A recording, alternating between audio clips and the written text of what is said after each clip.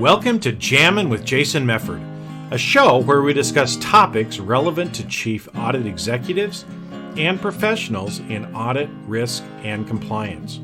We discuss the technical and soft skills needed to navigate the minefields of organizations.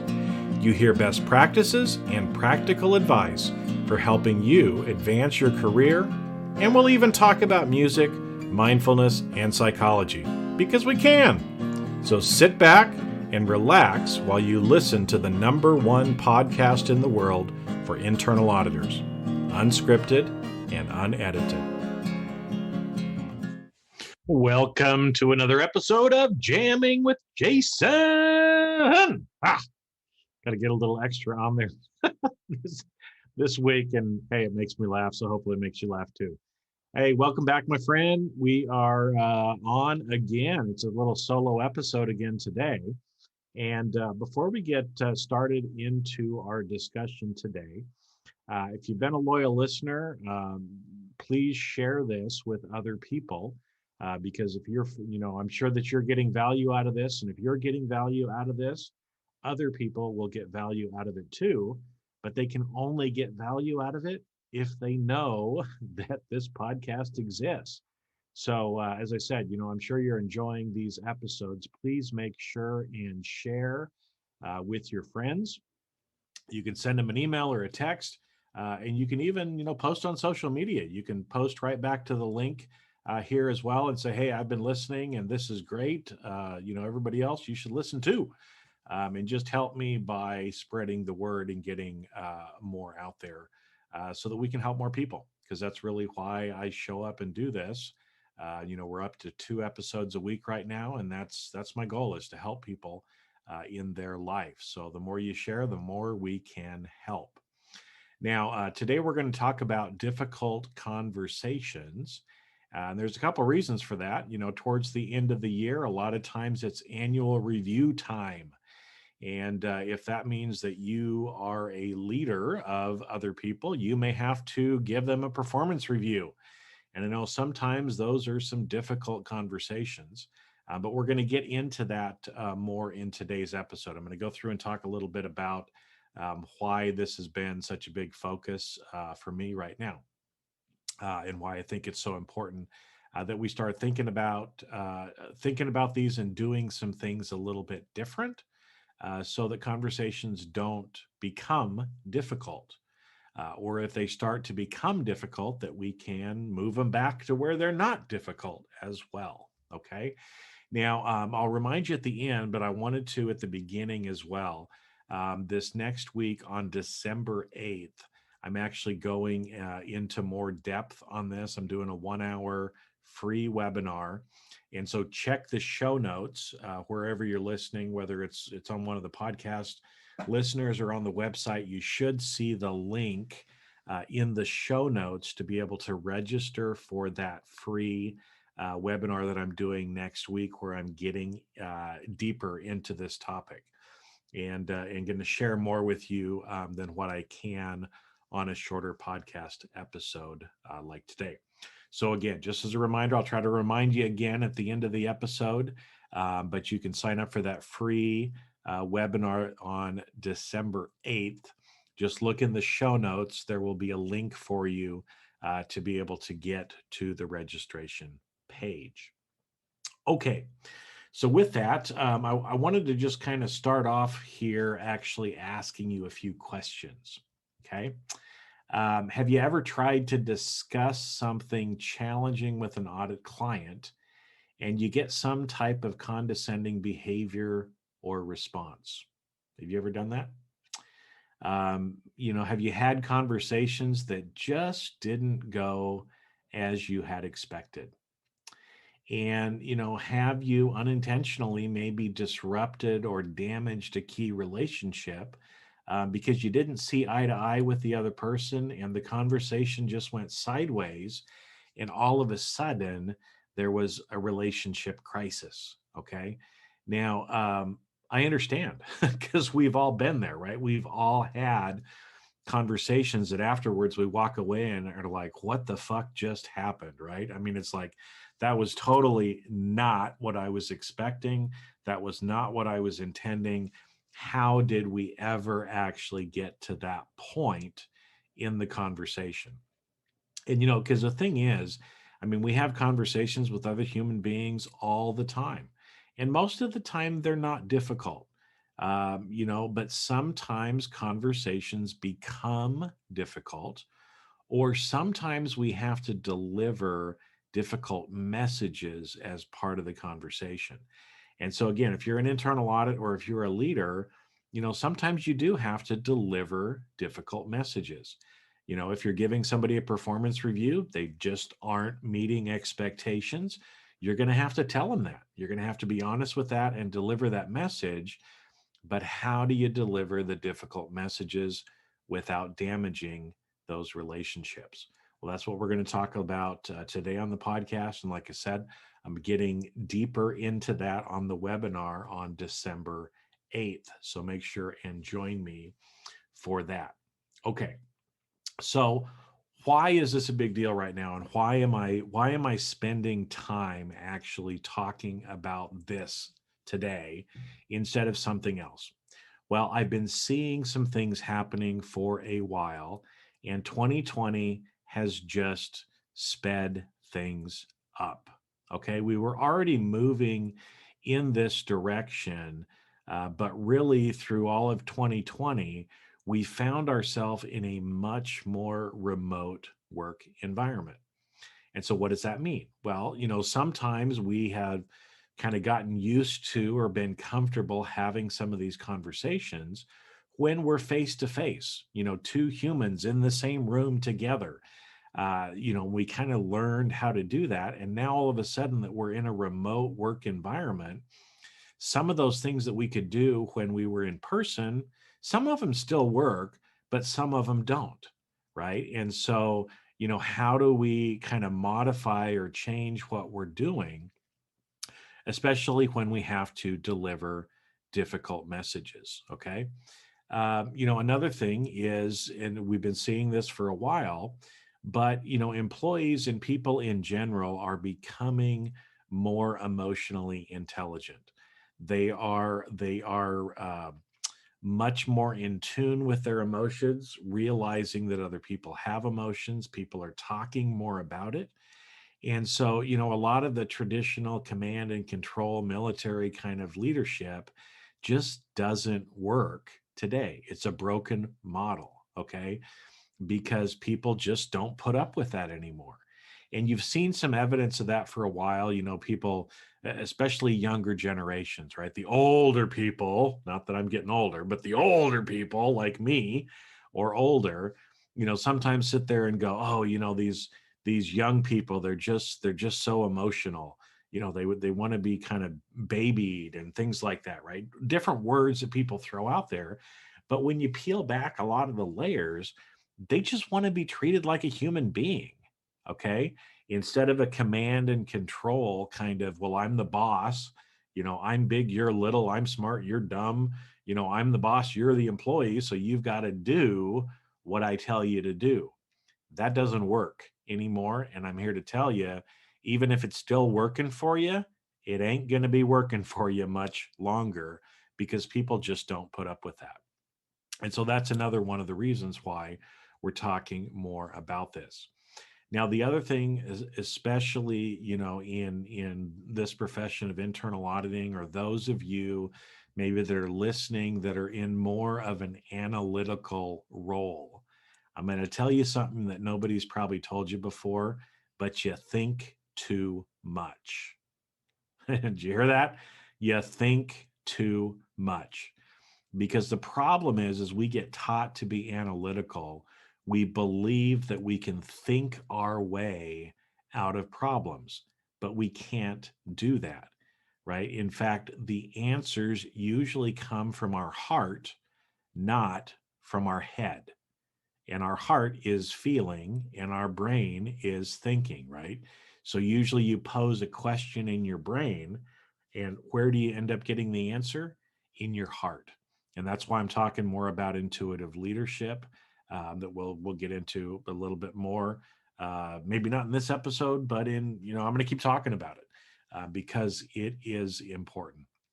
Now, let's get in here first and just talk about, some of the mistakes that I see people making. And like I said, these are some of the things that end up making conversations turn out to be difficult. The first one is, a lot of times in conversations, we want to tell people what to do instead of using questions. Okay. And I don't know if you're like me, but I don't really like being told what to do. Even if it's the boss or somebody else telling me, I would much rather come to the conclusion on my own. And so what that means is as a leader, you need to get comfortable and learn, kind of through some of this intuitive leadership and neural influence on how to actually ask better questions to move people and get the things done that you want to do. Because again, a conversation can become difficult very quickly when you start telling the other person what to do and they start digging in their heels, they start becoming defensive, maybe feel like you're being condescending to them. And so they're going to be condescending back to you. Okay. Another thing that I see often is people being inflexible. Now, I'm sure you might be saying, well, I don't do that. But again, especially in internal audit, a lot of times I see people telling people what to do and that there's only one way to do it. There's no compromise. This is the way we have to do it in order to be ethical. And a lot of people will stand up on that ethical high horse and try to say, nope, nope, nope, this is the way it has to be. It has to be this way. There's no other way. And again, that's that black and white thinking that we get trained and taught to do. The world is not black and white. As far as I can tell, there's millions of colors out there. And so if you go around trying to be inflexible, seeing things as black and white, and we have to do things my way, your conversations are going to turn difficult. Okay. Another one that I see often is people not actually developing the relationship before they have the conversation. So, again, they just pop into somebody and they start asking for something or start telling them something. So again, let's just do some crazy scenarios, right? But I'm sure if you're like me, some of these things have actually happened to you, okay? So I've literally been at places like the grocery store, just minding my own business, right? Getting the things that I need to, shopping in the store, and some random stranger that I have never met before comes up and starts commenting or telling me or suggesting that I should do something different or that I handled some situation wrong. Okay?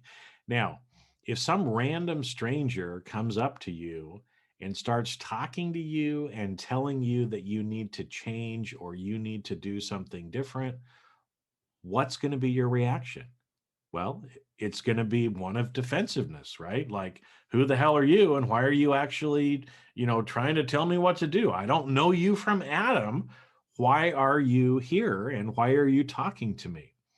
And so again, sometimes the conversations that we have, if we, don't have a relationship or if we haven't developed that, and I'll give you a tip on doing that here in just a minute. But if we don't have that relationship, then of course the message is going to be received with defensiveness. Okay. Now again, if let's say instead of some random stranger, if it was my best friend that I've known since I was a kid, and he came up to me and delivered exactly the same message as that stranger did, I would not react the same way. Why? Because he's got credibility with me. We've got history, we've got a relationship. And so that's why, even when people say things that are hurtful to you, if they're a complete stranger, you just write them out of your life. But if it's somebody that you love, if it's somebody that you've had a relationship with, you give them some of the benefit of the doubt. And that one conversation doesn't necessarily cause a relationship crisis. And so that's why, again, it's so important that we actually develop relationships before we have some of these conversations. And again, in the podcast format, I'm not going to be able to kind of get through and tell you how to do everything. We're going to talk more about that on the webinar, and I'll point you to some other things to be able to help you there. But those are some of the mistakes that I commonly see people making. Okay, so what can we do, or how can we do this different, and especially in a remote environment? Okay, well, the first thing is to choose the right medium.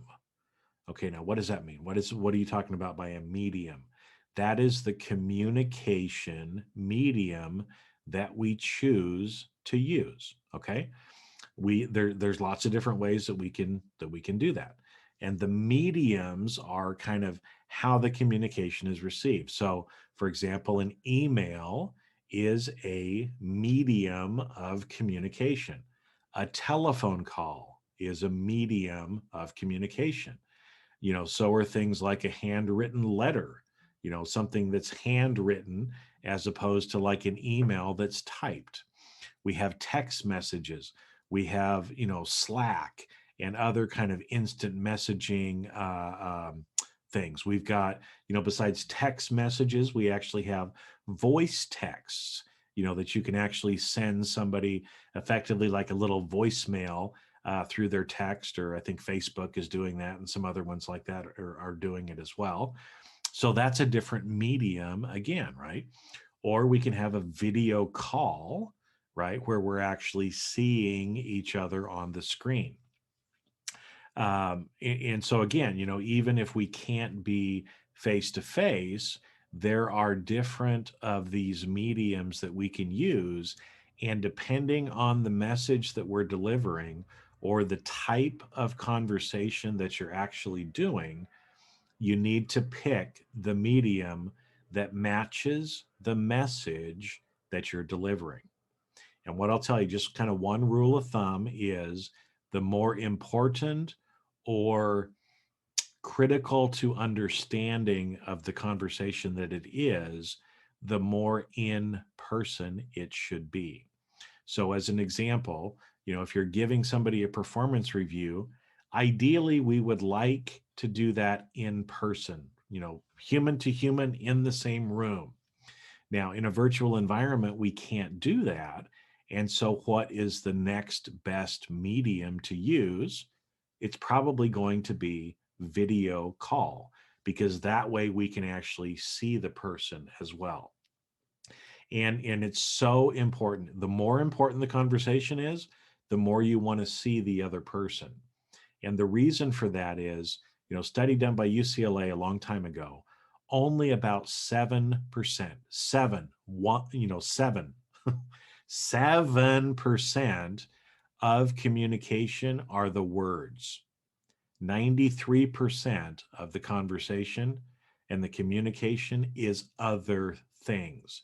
It's your tone of voice, right? It is your body language. It is a lot of these other things that we need to be considering as well. And so that's why, as an example, you've probably done this too, right? Where you've been maybe texting or messaging back and forth with somebody, you make some sarcastic comment that's meant to be a joke, but the other person is offended. Why? Because all they saw were the words. They didn't see you laughing as you said it. Again, if they had seen your face when you said those same words, they would have realized that it was sarcasm, that you were trying to be funny. But because they don't see that, they don't understand it. Okay. So one of the things is try to choose the right medium. Now, the second thing that I want to talk to you about today is what I call making deposits. And so this goes back to the mistake that most people make, which is they don't really establish or develop the relationship beforehand. They just start talking to people. Well, you can make deposit. You think of every interaction that you have with other people as either being a deposit or a withdrawal to that relationship. Okay. And so there's a concept, like, I don't know who coined it exactly, but I've heard it for many years, called the emotional bank account, that I like to use. And so the way you can think about this is every interaction you have with another human being is either making a deposit, so lifting or raising the balance of your relationship, building up your relationship, or it is a withdrawal and pulling down the balance in your relationship. Okay. And so that's why, again, like I talked about before with the example, if it's one of my best childhood friends, well, he's going to have to do a lot of stuff before that relationship is effectively bankrupt, right? Because over the years, we've made deposits with each other in our relationship. So even if he does something that pisses me off, it's going to take away a little bit from the relationship, but it's not going to put it in the negative or overdraft position.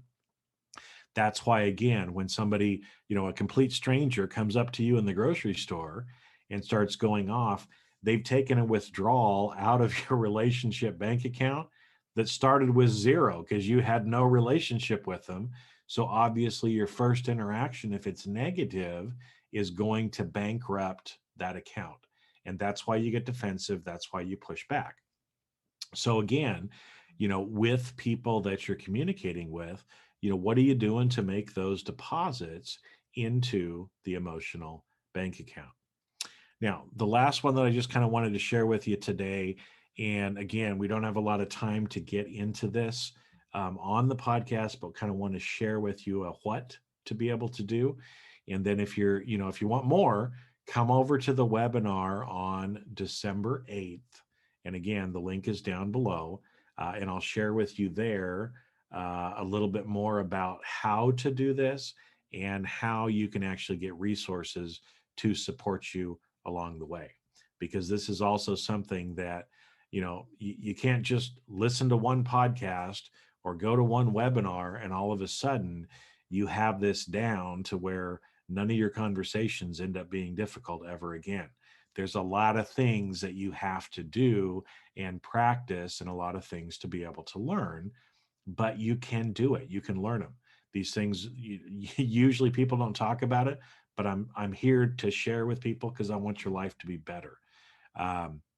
So the last one that I wanted to talk about today is about using rapport. Now, in internal audit, a lot of people that talk about kind of, if you've gotten training on interviewing skills, as an example, one of the things that they'll put in there is they say, start off in building rapport. Now, the problem is the people that usually teach those things only understand about a half an inch of what rapport actually is. So usually what they'll tell you is, you walk into somebody's office and you want to build rapport with them before you start the interview. So you look around their office, you try to see what's there, and you make some comment, right? Like again, if you're watching the video on this, you can see, back over here, I've got a little Rodin statue called The Thinker, okay, by Rodin. And if you're familiar with that piece of art, then you might look at that and go, "Oh, I see that you have Rodin's Thinker on in your office here. Tell me about why do you have that? Or hey, I saw that at the San Francisco Museum of Art, right? Trying to remember which one. It's one of them is in San Francisco. One's down here in the LA area too that I saw as well. But anyway, I digress. I digress. But I could bring that up, right? And all of a sudden, see that's interaction is now starting to make a deposit in that relationship, because it's showing that, hey, you like Rodin, I like Rodin, we have something in common, therefore you're making a deposit, right? And again, as I said, most of the people in the internal audit space, when they talk about rapport, that's really all they talk about.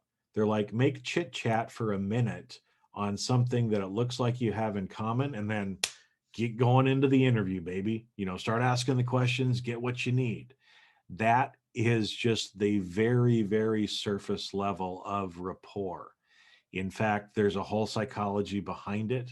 And that's one of the reasons why I talk about neural influence, on how to actually use rapport skills, psychology, neuro linguistic programming, and the principles of influence on how to actually develop rapport and use rapport as you are talking to people. Okay. And it's in the way that you move, the way that you use your body.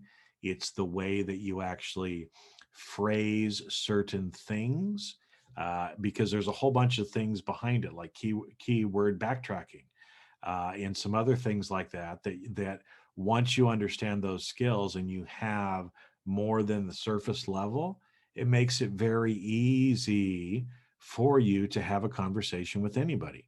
Even when the conversation starts to go difficult, you're able to bring people back to where they need to be, so that the conversation just doesn't go off the rails.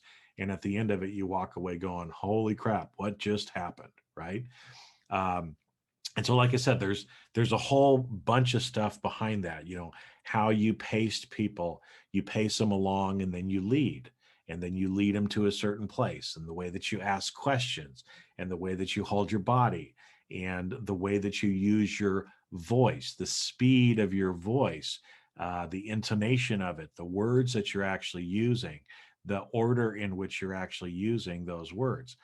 And when you really understand that and understand the ideas behind rapport and what's really involved in having these neural influence skills, you can pretty much have a conversation with anybody and move the conversation to wherever you want it to go. It's pretty amazing.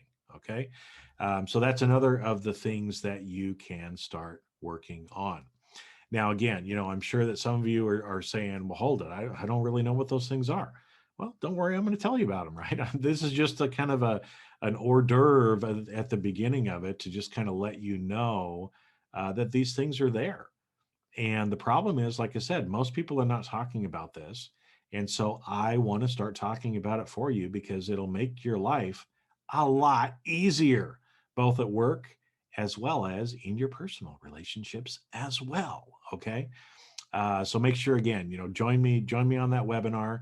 I'll go into a little bit more depth on this, and then I'll also share with you how you can actually start developing these skills and make your life way, way easier.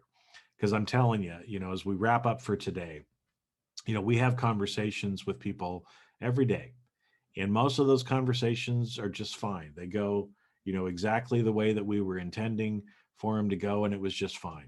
Sometimes those conversations end up becoming difficult, especially if there's a difficult message that we have to deliver, or if we do something to kind of screw it up, right? Because sometimes that ends up happening. Or maybe the other person does something to start screwing it up, and we don't know how to respond. And so it just goes off the rails. But I'm here to tell you that, again, difficult conversations can actually be easy when you understand intuitive leadership, neural influence, and you have mental mastery skills around that. Uh, it can actually be quite easy. You just have to learn how to do it. Okay. And so, again, don't have time to get into any more depth today. I'll be talking more about this on the podcast. But again, if you want more information, make sure to join me on that webinar, and follow some of the other stuff that I'm doing, because I'm going to share with you, more about how to actually do some of this stuff. Right. So again, if you're sitting there going, hold it, you're talking about communication medium. I didn't even write down what they were, or try to figure out which one is the right one. Well, don't worry, I'll tell you. there's ways to do that. Same thing with rapport. I'm here to actually share that with you, so that your life can be better as well. So with that, my friend, I am going to sign off for this episode. And again, make sure and share this with other people that would also benefit from it. And I'll catch you on the next episode of Jamming with Jason. Have a great rest of your week. See ya. And that's a wrap. Thanks for listening to today's episode of Jamming with Jason. Keep on rocking in the audit world. Have a great rest of your day, and I'll catch you later on the next show. If you'd like to earn continuing professional education for listening to today's episode, head on over to C-Risk Academy at ondemand.criskacademy.com. And that's C as in the letter C, riskacademy.com. Not only do you get a CPE certificate, but you also will have access to the video version of today's show. The views and opinions expressed on this show are that of the individuals and not of their respective organizations.